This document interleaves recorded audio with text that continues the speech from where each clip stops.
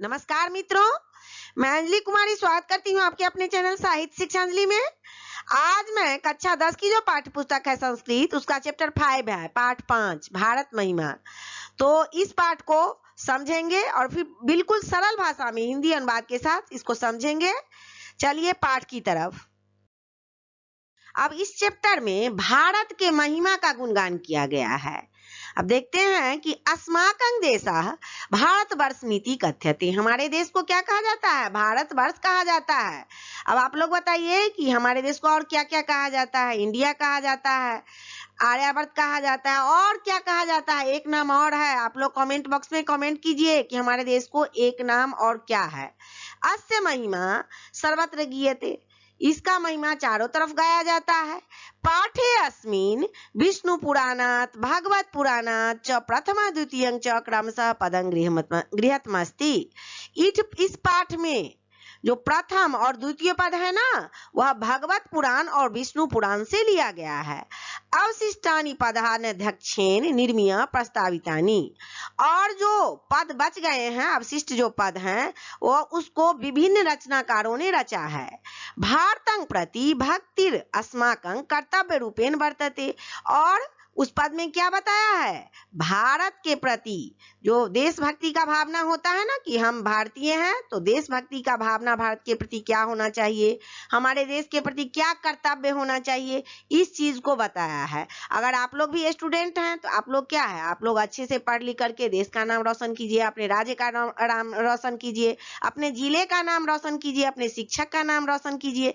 तो आप लोगों का यही कर्तव्य बनता है। तो इस पाठ में विभिन्न रचनाकार ने भारत के प्रति क्या कर्तव्य है उसको दर्शाया है।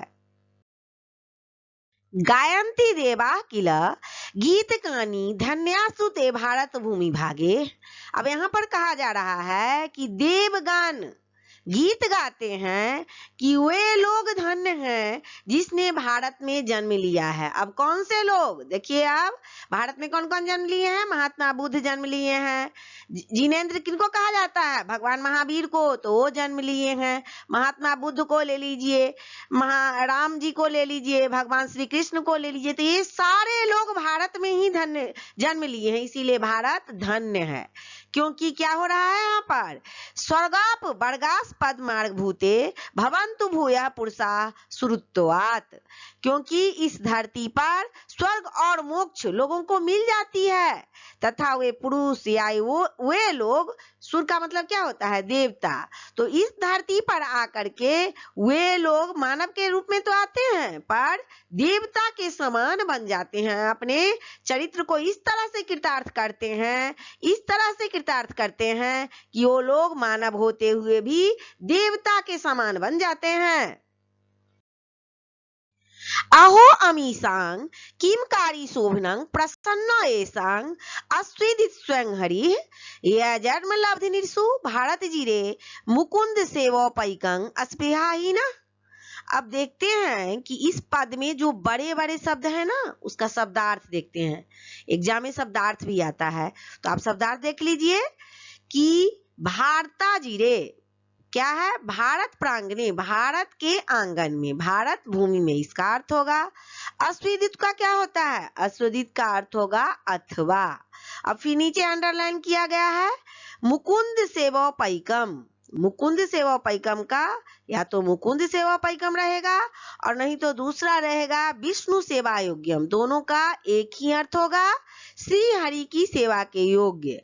श्री हरि भगवान कृष्ण को कहा जाता है, तो इनके सेवा के योग्य। अस्पृहा का क्या होगा? वांछा, इच्छा, की मेरी क्या इच्छा है, आपकी क्या इच्छा है, तो इसको इच्छा कहेंगे। आगे फिर इसका अर्थ देखते हैं इस पद का कि अहो अमीसां किमकारी शोभिनं प्रसन्न एसां अस्विदित स्वयं हरि ये जन्म लब्ध निर्सु भारत जिरे मुकुंद सेवा पैकं अस्पृहाहीन। अब देखते हैं कि देवगण गाते हुए कहते हैं, देवता लोग गाते हुए कहते हैं कि अहो, इससे सुंदर क्या हो सकता है जो मनुष्य रूप में भारत भूमि पर श्री हरि ने जन्म लिया। इस भारत भूमि पर स्वयं श्री हरि नारायण ने जन्म लिया, राम अवतार में, श्री कृष्ण अवतार में। तो इससे सुंदर क्या हो सकता है, या अथवा भारत भूमि से स्वयं हरि प्रसन्न है, ऐसा भी तो माना जा सकता है ना। हम आप मान सकते हैं कि इस भारत भूमि से हरि प्रसन्न है, इसीलिए वो जो है ना इस भूमि पर बार बार आते हैं और हम लोगों के लिए अस्पृहणीय हैं। इयं निर्मला वत्सला मातृभूमि प्रसिद्धं सदा भारतं वर्षमेतत् विभिन्ना जना धर्म जाति प्रभेद रिहकत्व भागं वहंतो वसंती। अब यहाँ पर जो बड़े बड़े शब्द है ना उसका शब्दार्थ देख लेते हैं पहले। वत्सला का क्या होगा, वात्सल्य युक्त, जो वात्सल्य से भरा हो उसी को ना वत्सला कहेंगे। तो वात्सल्य युक्त ममतामयी, जिसके अंदर ममता हो करुणा हो उसी को हम वत्सला कहते हैं। एकत्व भावम, हमने अंडरलाइन किया हुआ है, एकत्व भावम लास्ट वाले लाइन में देखिए। तो एकता के भाव को, हमारे भारतीयों में क्या है, एकता का भाव ज्यादा है, तो एकता के भाव को अब क्या है फिर देखते हैं। बहंतो, बहंतो का यहाँ बहंता है, बहंता का होगा धार्यंता, दोनों एक ही हुआ। तो धारण करते हुए। अब ऊपर जो पद है उसका अर्थ देखते हैं कि अर्थ क्या होगा। आप लोग भी साथ साथ में देखते चलिए और नोटबुक लेकर के बैठिए, नोट करते चलिए। इयं निर्मला वत्सला मातृभूमि प्रसिद्धं सदा भारत वर्ष में तत् विभिन्ना जना धर्म जाति प्रभेद रिह कत्व भागं वहंतो वसंती। यह भारतवर्ष जो है ना अति प्रसिद्ध है, यह सदा निर्मल और ममतामयी है, जहां धर्म जाति की विभिन्नता होती हुए भी लोग एकता भाव को धारण करते हुए निवास करते हैं।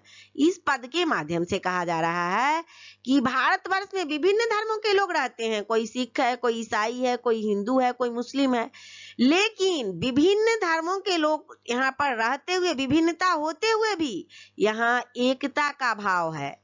सब मिलजुल करके एकता के भाव से रहते हैं और यहाँ पर निवास करते हैं, यही कहा जा रहा है। विशाला स्मृतिया धरा भारतीया सदा सेविता सागर रम्य रूपा वन पर्वत निझर भव्य भूति बहंती भी रेसा शुभांग चापका भी। अब यहाँ पर जो बड़े बड़े शब्द है ना, देखिए जो अंडरलाइन कर दिए हैं उसको देख लीजिए कि शब्दार्थ उसका क्या होगा। अस्मदिया ऊपर ही लाइन में है, विशाल अस्मदिया, तो अस्मदिया का क्या होगा, अस्माकम सबसे पहले में ही है, अस्माकम अस्मदिया सब एक ही है, तो अस्मदिया का क्या होगा, हमारी, हमारा, कुछ भी लिख सकते हैं आप। भव्य भूति, भव्य भूति का होता है दिव्यता वाली, दिव्यता कहता है कि भव्य प्रकाश है, अलौकिक प्रकाश है, तो उसको क्या कहेंगे, दिव्यता वाली। आप गाभी नदी भी, देखिए नीचे में है, तो नदियों के द्वारा, इसका शब्दार्थ होगा नदियों के द्वारा। अब ऊपर वाले पद का सरलार्थ देखते हैं कि क्या होगा। विशाला स्मृतिया धरा भारतीया सदा सेविता सागर रम्य रूपा वन पर्वत निर्झर भव्य भूति बहंती भीरेसा सुभाग चापगा भी। अब हमारी भारत भूमि जो है ना अति विशाल है, बहुत लार्ज है, सुंदर है, और क्या है, और कल्याणकारी भव्य ऐश्वर्य वाली है। यह सागरों, पर्वतों, झरनाओं और नदियों द्वारा सदा सेवित है, यहाँ पर संपदा से यह परिपूर्ण है, ऐसा बताया जा रहा है। जगदौर एवं भारतं शोभनीयं सदा अस्माभिरेत तथा पूजनीयम अभवेद देशभक्ति समेषां जनानां अपरादर्श रूपा सदा वर्जनीय। अब यहाँ पर इस पद के माध्यम से बताया जा रहा है कि इस तरह, पीछे भी और भी पद पढ़ाए हैं, तो इस तरह शोभनीय संसार के गौरवभूत, यह संसार में भारत जो है ना, इस संसार में और भी देश हैं, तो कहा जा रहा है यहाँ पर कि इस तरह शोभनीय संसार के गौरवभूत यह भारतवर्ष, इसमें हमारा भारतवर्ष है ना, सो गौरवभूत है और हम लोगों द्वारा सदा पूजनीय है। अब तो यह जाहिर सी बात है कि यहाँ इतने सारे महापुरुष जन्म लिए हैं, महावीर बुद्ध लिए हैं, महावीर लिए हैं, भगवान राम लिए हैं, भगवान कृष्ण लिए हैं, और यह जो है ना उनका फेवरेट जन्मस्थली है, तो बार बार जन्म लेते हैं। तो यह तो पूजनीय होगा ही। तो यहाँ पर कहा जा रहा है कि जगदार एवं भारतं शोभनीयम सदा अस्माभिरेत तथा पूजनीयम। इस तरह शोभनीय संसार के गौरवभूत यह भारतवर्ष हम लोगों द्वारा सदा पूजनीय है। यहाँ के सभी लोगों में सदा आकर्षण योग्य श्रेष्ठ आदर्श रूप देशभक्ति की भावना हो। यहाँ पर कहा जा रहा है कि यहाँ के सारे लोगों में भवेत देशभक्ति समेषां जनानां, यहाँ के सारे लोगों में सभी लोगों में सदा आकर्षण हो और श्रेष्ठ आदर्श रूप देशभक्ति की भावना हो। क्लास 10th का जो था यह चैप्टर 5 भारत महिमा, इसको मैंने पढ़ा दिया है और इससे पहले 4 चैप्टर को मैंने पढ़ा दिया है और 2 चैप्टर का प्रश्नोत्तर भी करवा दिया है। बहुत जल्द सारे चैप्टर कंप्लीट करवा दूंगी मैं एग्जाम से पहले, तो आप लोग चैनल से जुड़े रहें। तब तक के लिए जय हिंद, जय भारत।